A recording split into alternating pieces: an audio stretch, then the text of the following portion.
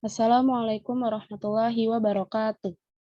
Perkenalkan, kami dari kelas 4A Program Linier, Prodi Pendidikan Matematika, yang beranggotakan saya sendiri, Aziza Isnani Khairiyah, dan dua teman saya, Sifa Nur Aulia Rahmadina dan Zidri Ilma.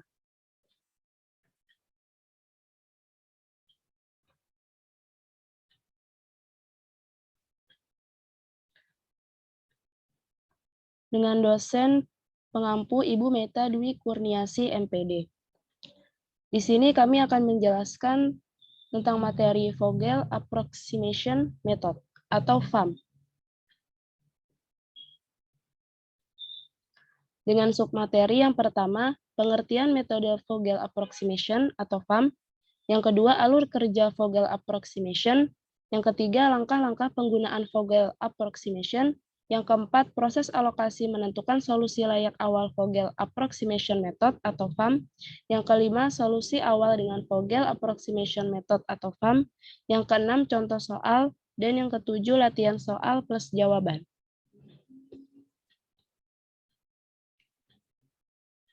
Yang pertama, pengertian metode Vogel Approximation atau FAM. Pengertian FAM. Metode Vogel atau Vogel Approximation Method FAM merupakan metode yang lebih mudah dan lebih cepat untuk digunakan dalam mengalokasikan sumber daya dari beberapa sumber ke beberapa tujuan atau daerah pemesaran. Vogel Approximation Method atau FAM adalah sebuah metode perbaikan dari metode least cost yang secara umum menentukan solusi awal yang lebih baik. Vogel's Approximation Method atau FAM melakukan alokasi dalam suatu cara yang akan meminimumkan penalti atau opportunity cost dalam memilih kotak yang salah untuk suatu alokasi.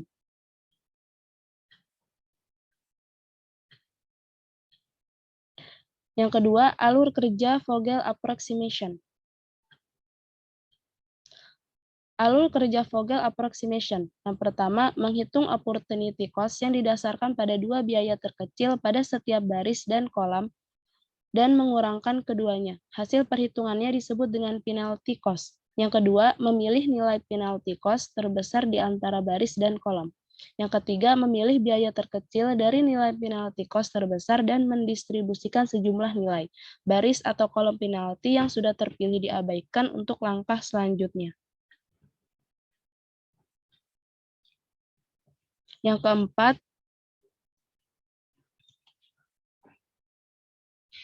keempat, menyesuaikan jumlah permintaan dan penawaran untuk menunjukkan alokasi yang sudah dilakukan, menghilangkan semua baris dan kolom di mana penawaran dan permintaan telah dihabiskan. Yang kelima, apabila jumlah penawaran dan permintaan belum sesuai, maka ulangi langkah pertama sampai terisi semua. Yang ketiga, langkah-langkah penggunaan Vogel Approximation. Pertama, menyusun kebutuhan kapasitas masing-masing sumber dan biaya pengangkutan ke dalam matriks. Di bawah ini ada tabel 1, matriks perbandingan supply dan demand, sebagai berikut.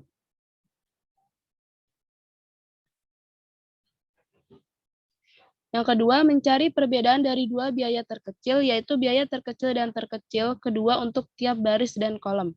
Misalkan pada baris X, biaya angkut terkecil sama dengan Rp5 dan nomor 2 dari yang terkecil Rp8. Jadi nilai baris X, 8 dikurang 5 sama dengan 3. Selanjutnya baris Y, 15 dikurang 10 sama dengan 5. Baris Z, 19 dikurang 10 sama dengan 9. Begitu juga dengan kolom A, 20 dikurang 15 sama dengan 5. Kolom B, 10 dikurang 5 sama dengan 5. Kolom C, 10 dikurang 8 sama dengan 2. Yang ketiga, memilih satu nilai perbedaan-perbedaan yang terbesar di antara semua nilai perbedaan pada kolom dan baris. Dalam hal ini, baris Z memiliki nilai perbedaan terbesar, yaitu 9. Yang keempat, isikan pada salah satu segi 4 yang termasuk dalam kolom atau baris terpilih, yaitu pada segi 4 yang biayanya terendah di antara segi 4 lain pada kolom atau baris tersebut. Pada tabel 2, matriks perhitungan tahap 4, sebagai berikut. Misal, pada baris Z, biaya angkut segi 4 ZA sama dengan 25, ZB sama dengan 10, dan ZC sama dengan 19. Yang terkecil adalah biaya pada segi 4 ZB. Maka diisi segi 4 ZB dengan 50 satuan sesuai kapasitas gudang Z. Yang kelima, hilangkan baris Z karena baris tersebut telah diisi sepenuhnya atau kapasitas penuh, sehingga tidak mungkin untuk diisi lagi. Kemudian perhatikan kolom dan baris yang belum terisi atau teralokasi. Yang keenam, tentukan kembali perbedaan atau selisih biaya pada langkah kedua untuk kolom dan baris yang belum terisi. Ulangi langkah 3-5 sampai semua baris dan kolom sepenuhnya teralokasi. Berikut tabel 3 matriks perhitungan tahap 2. Selanjutnya berikut tabel 4 matriks perhitungan tahap 4.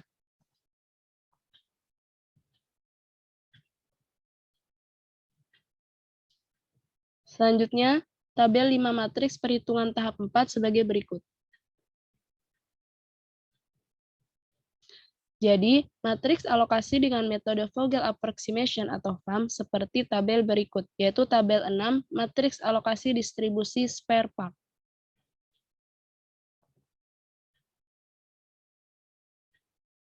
Yang ketujuh, setelah terisi semua, maka dapat ditemukan biaya transportasi minimum yang harus dikeluarkan, yaitu 60 dikali 5, ditambah 30 dikali 8, ditambah 50 dikali 15, ditambah 10 kali 10, ditambah 50 kali 10, sama dengan 1890. Yang kedelapan, bila nilai perbedaan biaya ada dua yang besarnya sama, misal yang satu terletak di kolom, maka lihat segi 4 yang masuk ke dalam kolom atau baris yang mempunyai nilai terbesar. Bila memiliki biaya terendah, maka isikan alokasi maksimum pada segi 4 ini. Bila biayanya tidak terendah, maka pilih segi 4 yang akan diisi berdasarkan salah satu baris terpilih atau kolom terpilih. Kebaikan metode VAM adalah mudah menghitungnya, tetapi hasil pemecahannya kadang masih dapat dioptimalkan dengan menggunakan metode lain, misalnya simplex. Proses alokasi menentukan solusi layak awal Vogel approximation method atau VAM.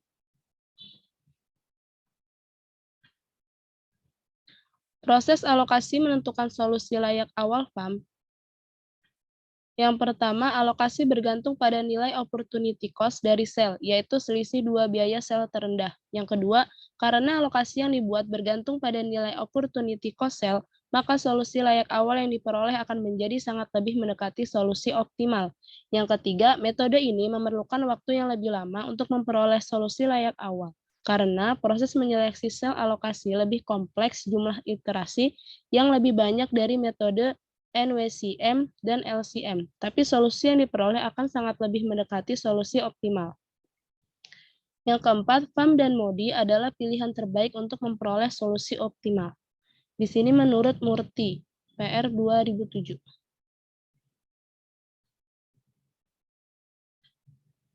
Yang kelima, solusi awal dengan Vogel approximation method atau VAM, yang akan dijelaskan oleh Siva Nur Aulia Rahmadina.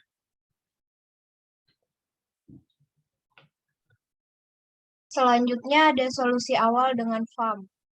Sesuai dengan pembahasan pada subbab sebelumnya bahwa metode VAM didasarkan pada beda kolom dan beda baris, yang menentukan perbedaan antara dua biaya alokasi terendah dalam satu kolom atau satu baris.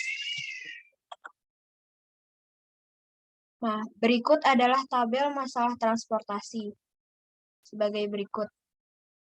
Nah, besarnya beda baris dan kolom, yaitu ada pada tabel beda baris dan beda kolom iterasi ke-1 sebagai berikut. Beda baris atau beda kolom terbesar pertama adalah 7, yaitu pada kolom D1. Biaya termurah kolom D1 adalah 1, yaitu pada sel O3D1. Oleh karena itu, sel O3D1 ini diisi terlebih dahulu, yang besarnya adalah minimum kapasitas 0,3, dan permintaan D1 yaitu 70. Dengan mengisi sel O3D1 sebesar 70, maka kapasitas O3 menjadi 0, dan permintaan D1 menjadi 10. Dengan demikian, baris O3 ditandai dengan tidak dimasukkan dalam program selanjutnya. Nah, selanjutnya ada tabel hasil perhitungan pada kolom penalti terbesar pertama, yaitu adalah sebagai berikut. Besarnya beda baris dan beda kolom, yaitu terdapat pada baris dan beda kolom iterasi kedua pada tabel sebagai berikut. Nah, beda baris atau beda kolom terbesar kedua adalah yaitu 6 pada kolom D5. Biaya terendah kolom D5 yaitu 1 pada sel O4 D5. Oleh karena itu, sel O4 D5 ini diisi terlebih dahulu. Yang besarnya adalah minimum kapasitas O4 dan permintaan D5 yaitu 70. Dengan mengisi sel O4 D5 sebesar 70, maka kapasitas O4 menjadi 20 dan permintaan D5 menjadi 0. Dengan demikian, kolom D5 ditandai dan tidak dimasukkan dalam program selanjutnya.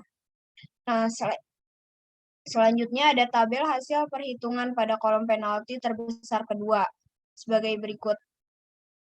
Nah, besarnya beda baris dan beda kolom pada tabel beda baris dan beda kolom iterasi ketiga adalah sebagai berikut.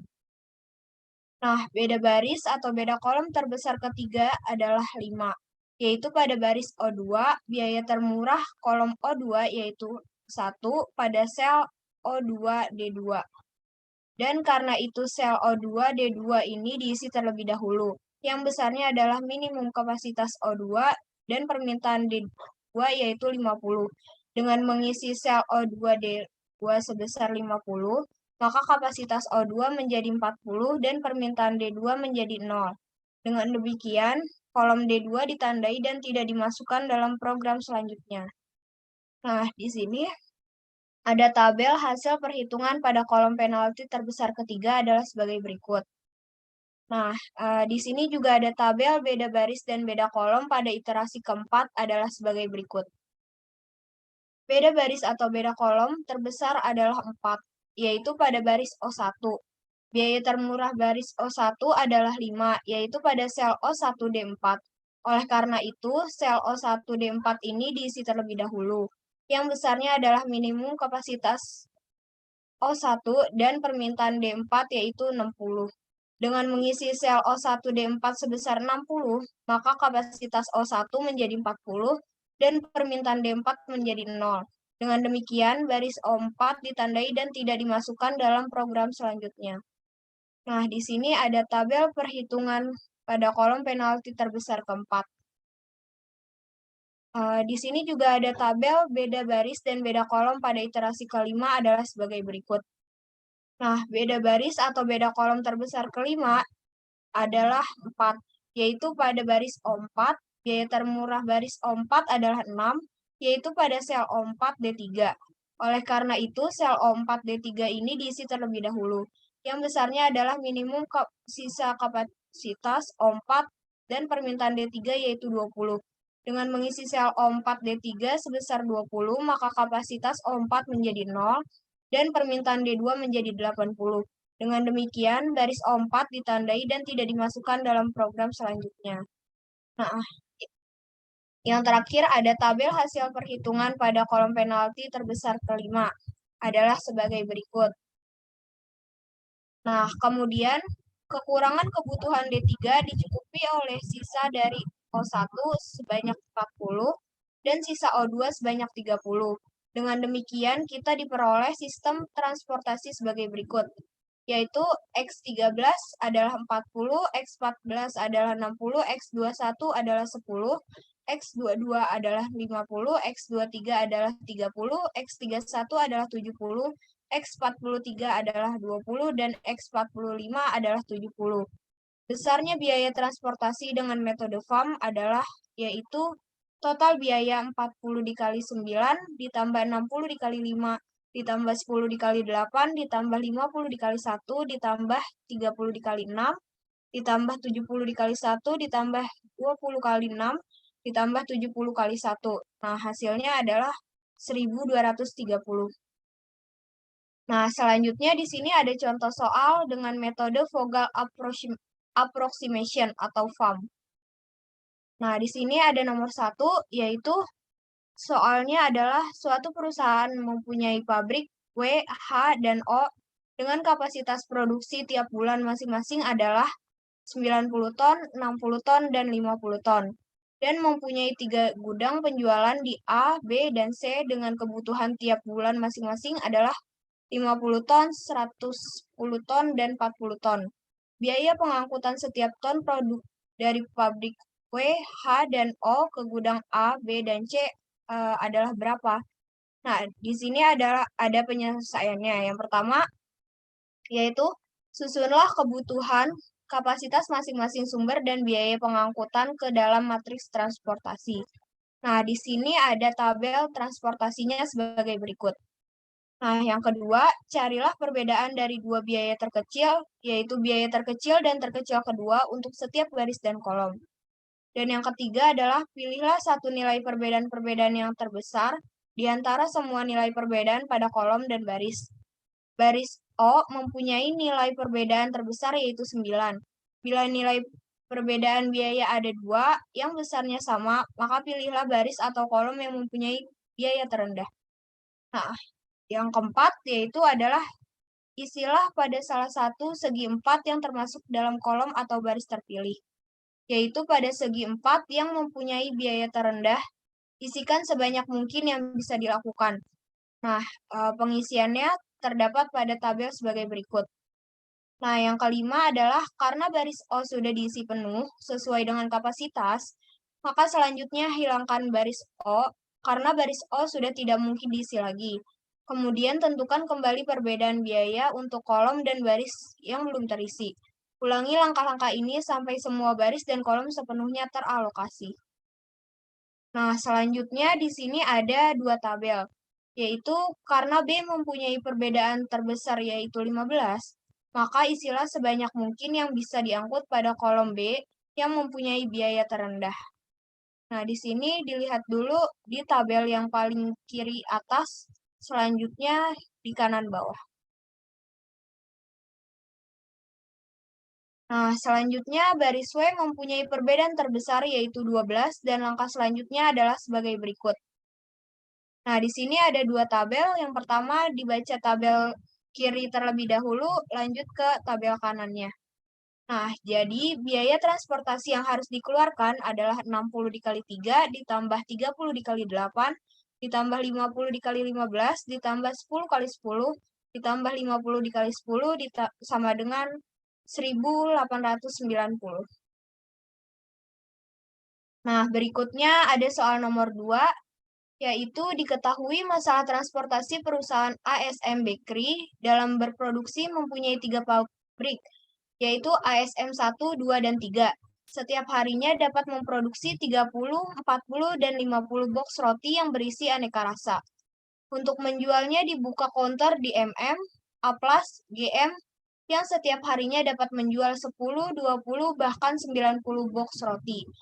Ongkos angkutnya yaitu adalah Rp10.000 dari ASM 1 ke MM, A plus GM, masing-masing 8, 10, 11.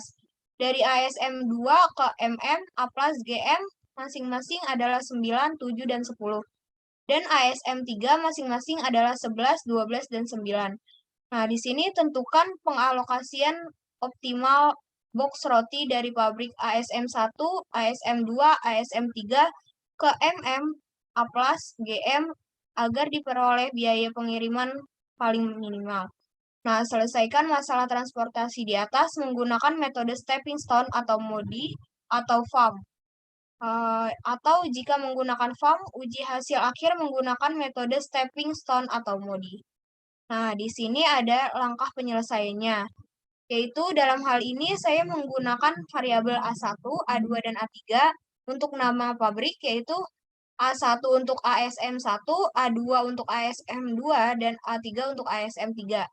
Dan G1, G2, dan 3 untuk tujuannya, yaitu G1 untuk MM, G2 untuk A+, dan G3-nya untuk GM. Nah, di sini ada tabel sebagai berikut.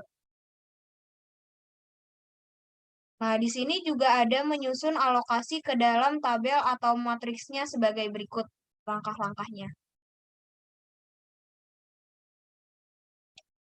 Nah, selanjutnya menguji ke stepping stone. Yang pertama yaitu menghitung z variabel non-basis. Yang pertama ada sel 1,2 dengan loop 2,2, 2,3, 1,3, dan 1,2. Nah, caranya di sini ada Z12, hasilnya adalah min 2. Begitupun dengan sel 2,1, sel 3,1, dan sel 3,2, caranya sama seperti sel 1,2. Nah, menurut metode Vogels, penyelesaian tersebut sudah optimal, tetapi belum tentu menurut metode yang lain, sehingga harus diuji terlebih dahulu menggunakan metode yang lain. Nah, karena Zich variabel non-basis sudah kurang dari sama dengan 0, maka sudah optimal. Nah, selanjutnya akan dijelaskan oleh Zidri Ilma. Baik, selanjutnya menguji ke MODI. Pertama kita menentukan nilai baris dan kolom dengan rumus RI ditambah KJ sama dengan CIJ. Nah, terdapat tabel dan lalu kita menghitung indeks perbaikan dengan rumus CIJ dikurang RI dikurang KJ. Itu sama dengan indeks perbaikan dengan tabel di bawah. Next.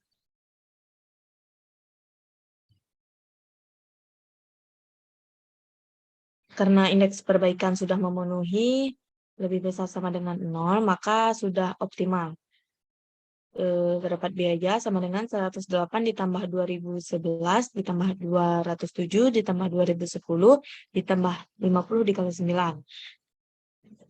Sama dengan 80 ditambah 220 ditambah 140 ditambah 200 ditambah 450. Maka sama dengan 1090 dengan skala 1 berbanding 10.000. Dan biaya sama dengan 1090 dikali dengan 10.000, maka biayanya adalah 10.900. Maka pengalokasian unit barang dari pabrik ASM1, ASM2, ASM3 ke gudang MM, Amplas GM optimal dengan biaya minimal Rp10.900.000. Selanjutnya ada latihan soal dan jawaban. Yang pertama di sini ada latihan soal nomor 1. Yang soalnya adalah sebuah perusahaan saat ini beroperasi dengan 3 buah pabrik serta jumlah permintaan dari 3 kota dengan kapasitas masing-masing sebagai berikut. Dengan pabriknya ada pabrik ABC dengan produksi 90 ton, 60 ton, dan 50 ton. Sehingga totalnya 200 ton. Dan ada juga kota yaitu Solo, Kudus, Tegal dengan permintaannya 50 ton, 110 ton, dan 40 ton, serta totalnya ada 200 ton. Sehingga perkiraan biaya transportasi dalam ribuan atau ton dari setiap pabrik ke masing-masing kota adalah dari pabrik A ke kota Solo ada 20, dari pabrik B ke kota Solo 15, dari pabrik C ke kota Solo 25, dari pabrik A ke kota Kudus 5, dari pabrik B ke kota Kudus 20, dari pabrik C ke kota Kudus 10, dari pabrik A ke kota Tegal 8, dari pabrik B ke kota Tegal 10, dari pabrik C ke kota Tegal 19. Nah, selanjutnya ini ada jawabannya. Next.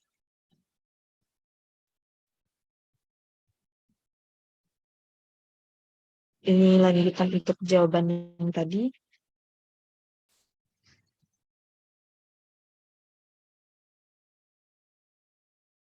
Masih lanjutan untuk jawabannya. Nah, selanjutnya ada soal nomor 2, yaitu Corp sedang merencanakan untuk mengalokasikan produk yang dihasilkan ke kota A, B, dan C berikut tabel transportasi yang sudah disusun oleh manajer Corp. Biaya dalam dolar, seruan, dan kapasitas dalam unit. Tabel transportasi Corp yaitu seperti di pojok kanan bawah. Ini untuk jawabannya dari nomor 2.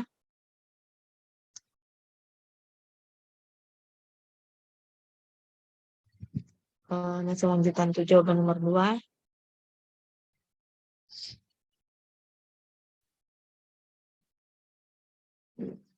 Next.